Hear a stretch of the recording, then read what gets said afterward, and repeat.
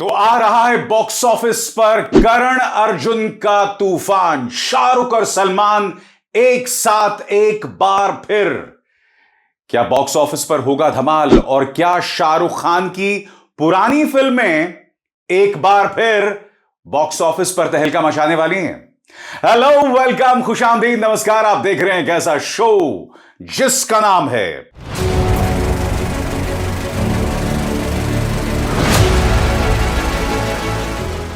फिल्मी बातें विद अभिसार। दोस्तों, फिल्मी बातें विद अभिसार में आज हम करण अर्जुन की तो बात करेंगे ही, साथ ही हम इसकी भी चर्चा करने जा रहे हैं कि शाहरुख खान की पुरानी फिल्मों को दोबारा बॉक्स ऑफिस पर रिलीज किया जा रहा है। और सिर्फ शाहरुख खान की पुरानी फिल्म नहीं, कई पुरानी फिल्में जिन्होंने पहले कमाल किया था उन्हें दोबारा रिलीज किया जा रहा है। क्या वो बॉक्स ऑफिस में धमाल करेंगी? क्या बॉलीवुड कोई गलती कर रहा है? उसकी हम चर्चा करेंगे, मगर सबसे पहले दोस्तों, करण अर्जुन। इस तारीख पर गौर कीजिए, 22 नवंबर, एक बार फिर करण और अर्जुन यानी कि सलमान और शाहरुख खान दोनों को आप सिल्वर स्क्रीन पर देखने वाले हैं। दिलचस्प बात यह है दोस्तों कि एक ट्रेलर जारी हुआ है और ट्रेलर में खास बात यह है कि इसमें ऋतिक रोशन की आवाज है। मैं आपको बतला दूं दोस्तों कि जब करण अर्जुन बनाई जा रही थी तब ऋतिक रोशन फिल्म के अंदर असिस्टेंट डायरेक्टर थे। और उसके बाद दोस्तों, अब जबकि उसका ट्रेलर रिलीज हुआ है तो उसमें ऋतिक रोशन की आवाज है। सुनिए इस ट्रेलर का एक छोटा सा अंश जिसमें आप ऋतिक की आवाज सुन सकते हैं। कुछ बंधन ऐसे होते हैं जिनके लिए एक जन्म पूरा नहीं होता। कुछ बदले ऐसे होते हैं जिनके लिए एक जन्म पूरा नहीं होता। कुछ कहानियां ऐसी होती हैं जिनके लिए एक जन्म पूरा नहीं होता। और बात वहां नहीं रुक रही दोस्तों। याद कीजिएगा, जब इस बात का ऐलान राकेश रोशन ने किया था कि करण अर्जुन दोबारा आ रही थी, तो उसका प्रचार प्रसार ऋतिक रोशन ने किया था, सलमान खान ने किया था, शाहरुख खान खामोश थे। मगर अब शाहरुख खान ने अपने इंस्टाग्राम हैंडल में कहा है कि दोबारा लौट रहे हैं करण अर्जुन, यानी कि अब करण अर्जुन के साथ अर्जुन भी आ गए हैं, यानी कि शाहरुख खान भी आ गए हैं।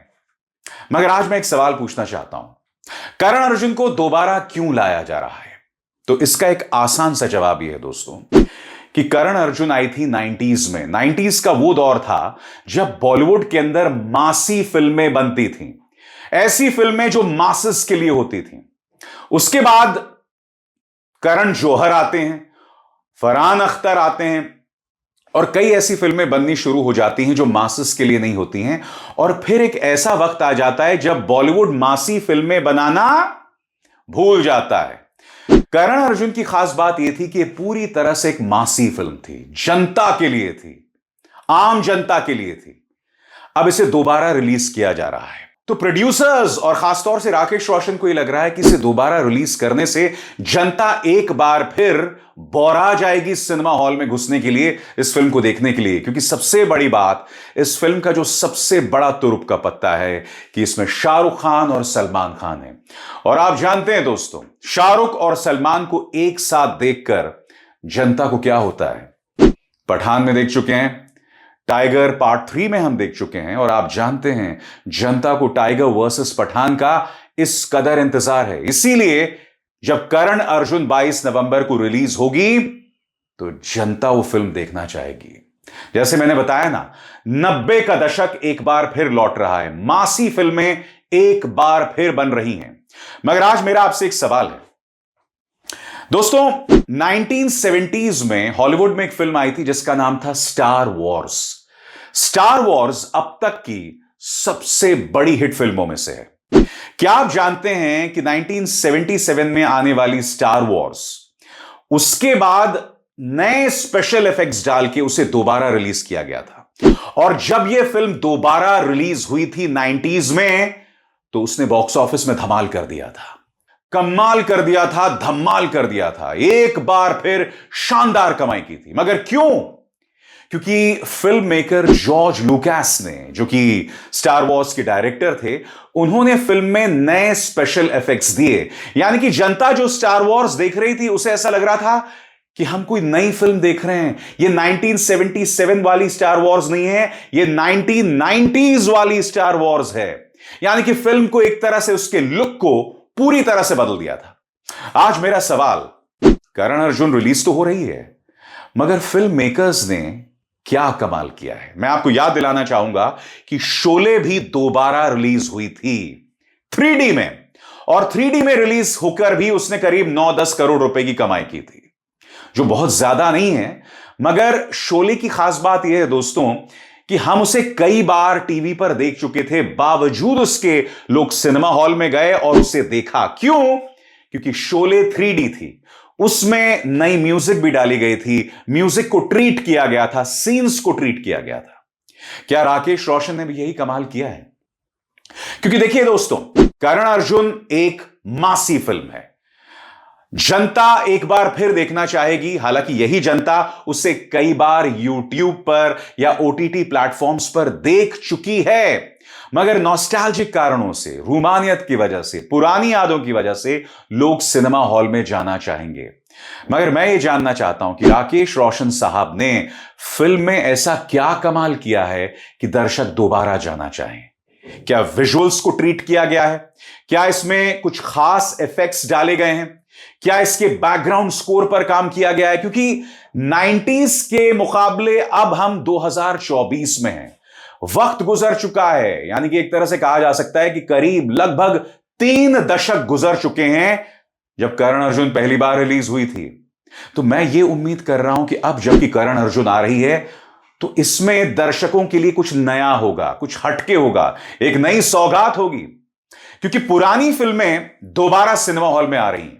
मैं आपको बतलाना चाहूंगा दोस्तों, तुम बाद जो पहले रिलीज हुई थी, फ्लॉप हो गई थी, जब दोबारा रिलीज होती है तो पहले के मुकाबले कहीं ज्यादा बिजनेस करती है, और अब उसका पार्ट 2 आ रहा है। और मैं आपको बतला दूं, तुम बाद पार्ट 2 जब रिलीज होगा तो टिकट खिड़की पर, अब टिकट खिड़की कोई नहीं जाता है, जबरदस्त भीड़ जुटने वाली है।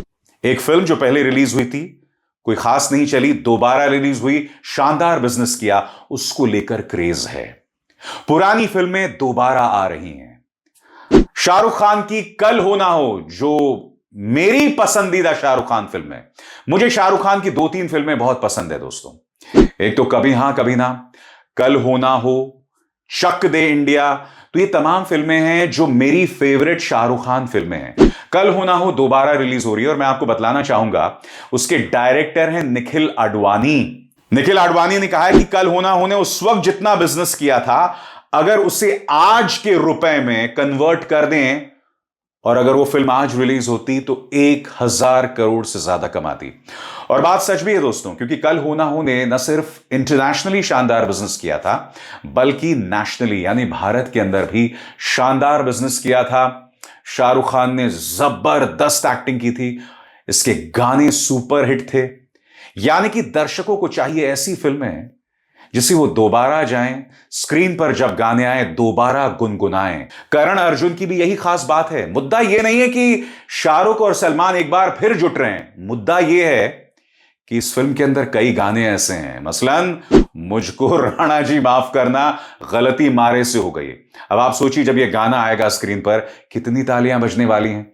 और फिर वो गाना, जाती हूं मैं जल्दी से जा, गाना ये नहीं है, गाना है कि जाती हूं मैं जल्दी है क्या। तो आप सोच सकते हैं इस फिल्म के अंदर कई ऐसे ब्लॉकबस्टर गाने थे जो दोबारा जब बड़े स्क्रीन पर आएंगे तो लोग सीटियां और तालियां बजाने वाले हैं। इसलिए जो भी फिल्म मेकर्स दोबारा फिल्म रिलीज करें, इस बात का ध्यान रखें कि उस फिल्म के गाने सुपर हिट रहे हों।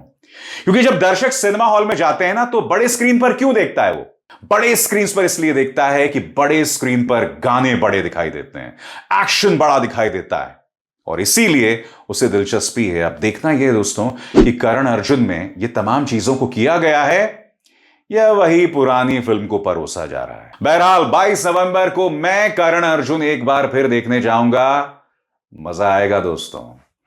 अविसार शर्मा को दीजिए इजाजत, नमस्कार।